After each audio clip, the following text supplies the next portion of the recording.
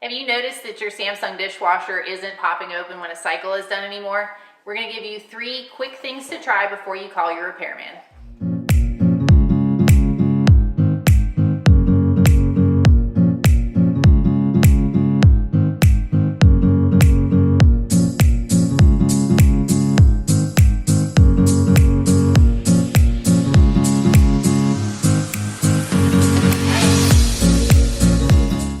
Hey guys, we have a quick video for you today. We recently noticed that the dishwasher we've been using for less than 6 months, it is a Samsung, had stopped popping open when the cycles were finished. So every night we would set the dishwasher to run, we'd wake up the next day, it's still closed and our dishes are soaking wet. So I'm going to give you 3 easy things to try before you call your repairman, and hopefully that'll help you out. The first thing that we want to check is to access the different settings on the dishwasher. So we'll push our power button to turn the dishwasher on. Then we are going to simultaneously press the delay start and the sanitize buttons. It's easier said than done to press them simultaneously. Okay, and our settings are being accessed. U1 is for the sound, so the sound it would make when you press the buttons, or the jingle that it plays when it's finished. We chose to leave this on just because with these touch screens you can't tell if you're pushing the buttons if it's not making any noise, or if the dishwasher is actually ready to start. So U1 means that the sound is on, and to change that you would press delay start. That would turn the sound off. So we can go through there, and we can push sanitize to go through the settings. J1 is the sound that it would make for the auto release. So if it's on 1, it's on. If it's on 0, it would be off. Then we press sanitize again to access our auto release settings.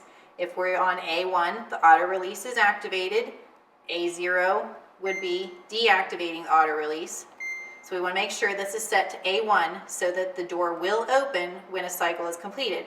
To save the settings when you're done, you just press the power button again until it turns off. There is a quick way to access the auto release setting. Press your power button, then you would press your lower rack button and the high temp wash simultaneously.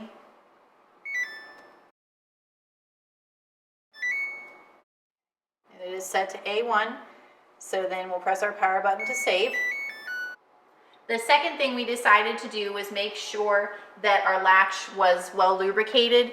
This was a concern just because if these little plungers are trying to release the door after the cycle and the latch isn't lubricated enough, it could be stuck just a little bit. So the latch would go into this small hole. So we put a little bit of a silicone paste. We use this Mission Automotive to do that, and we like this just because it is waterproof, it doesn't conduct electricity, so it has a lot of different applications for us both in the house and on our automotive stuff. So just a little bit of this on the latch itself should help that to where it doesn't stick. The third thing that we did was just to exercise these little plungers a little bit, and these are operated off of a solenoid, so when the cycle is complete, these little plungers would just pop forward and release the door latch. So just pulling them very lightly and make sure that they do move correctly. Hopefully this video is helpful to you guys. Please make sure to like and subscribe, ring the bell for notifications about future videos. We'll catch you next time. Thanks, and catch you on the flippy flop.